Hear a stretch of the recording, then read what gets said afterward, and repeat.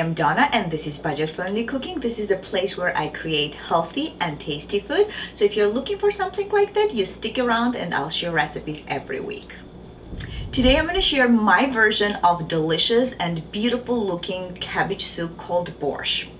So if you look for the recipe of the borscht, so you'll see that there are hundreds of different versions. People have their own recipes, and even I prepare it like different ways, but this is the one that is the easiest one, and all the nutrients are kept really well. It's fast and it's really delicious and beautiful looking dish. We need 1 small cabbage, 2 medium potatoes, 1 carrot, 1 stick celery, 1 beet, a tablespoon tomato paste, bay leaf, garlic clove, and cilantro.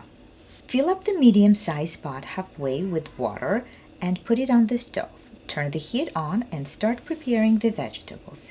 I always start with peeling the potatoes as they go first into the water. Cut them into cubes, not too small, as you need them to keep their shape and do not overcook. Then cut the cabbage into quarters and thinly slice each of them. If you have mandolin, it gives you even and thin slices, but if you don't have it, knife will do the job as well.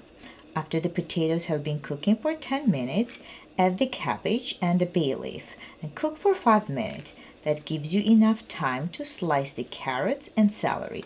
They both give the soup nice flavor and additional vitamins. I also like to add tomato paste with them to give the soup color and flavor. Let them cook for 5 minutes too, and then add the beets. I like to grate them instead of slicing, as they give their beautiful bright red color better and they don't need too much time to cook. Because we didn't add any fat while we cooked all the veggies, I like to drizzle a little bit of olive oil at the end, and that's it. Look at that beautiful colors. So usually we eat with a little bit of sour cream, a dollop of sour cream, but I don't have any sour cream. It's good also with Greek yogurt. I don't have Greek yogurt either, but I'm sure it was still good without that. Maybe I go and buy it later. Smells fantastic, very fresh, and you can smell the bay leaf and garlic and cilantro, even the cabbage and potatoes. It's really good, guys. Very good. Oh my God, it's such a comfort food. It's perfect for fall, winter, even in summer. You can have it at room temperature.